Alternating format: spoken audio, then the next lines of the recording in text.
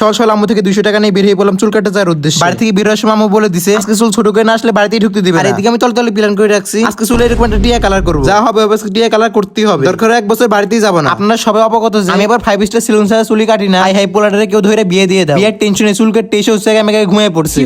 যাক দীর্ঘ 28 ঘন্টা পর আমার সিরিয়াল পাইলাম। 5 স্টার সেলুনে আমি চেয়ারে বসে ভাব নিচ্ছিলাম। বুঝতে হবে ব্রো এই চেয়ারে বসার যোগ্যতা সবার নাই। ওইদিকে আবার দেখি ছাদের মনে বাতাস সব আমাদের এলাকায় দিয়ে দিয়েছে। এরকম ওদের বউ নিয়ে ঘুমাইতে খারাপ লাগবে না? ভালোই। কি রে আমি এবার বউ কোথায় পেলাম? আমি তো কোনো বিয়েই করি না। আমার কষ্টটা দেখে আকাশও কেটে দিল। এই পুরো রাস্তায় কেউ নাই, রাস্তায় ফুল ফাঁকা। কি রে এটা আবার কেসা দেখে রোমান্টিক ওয়েদারের মধ্যে চাষের সাথে মন খারাপ করে লুঙ্গি মাথায় তুলে দৌড় দিছি। আর এদিকে আমার ছাদের কথা ভাবতে ভাবতে চুল কাটা হয়ে গেল। ভাবছিলাম চুলে টিয়া কালার করবো, কিন্তু দুঃখের বিষয়ে কালকে রাতে কালা চোরে নাকি টিয়া কালার চুরি করে নিয়ে গেছে। তাই একটা চা খেয়ে বাড়িতে চলে আসলাম। বাইরে আসার পর আম্মা আমার চুলের দিকে না থাকে এক লাথি দিয়ে বললো পোলাপানের দিক থেকে এসে সবগুলো লিচু চুরি করে নিয়ে গেল। আর পাখিতে কোনো টেনশন ছাড়া বসে বসে খাইতেছি। তুই সারাদিন টোটো কোম্পানি ম্যানেজার মতো ঘুরিয়ে তুই বেড়াস, তাড়াতাড়ি লিচুগুলো নেট দিয়ে বেঁধে আমি এবার নাসর বান্ধা খেয়ে দিয়ে বাকি সব কাজ। লিচু যেহেতু এবার কম তাই একটা সিরামিরা নেট নিছি, তারপর ওটাকে টুকরো টুকরো করে কেটে নিছি। এবার লিচুগুলোকে এক জায়গায় বেঁধে সুন্দর করে সবগুলোকে প্যাকেট করে দিছি। আর মাত্র কিছুদিন পরে এই লিচুগুলোকে পেরে খাওয়া যাবে। আর তোমরা কে লিচু খেতে চাও কমেন্ট করো। Bye bye.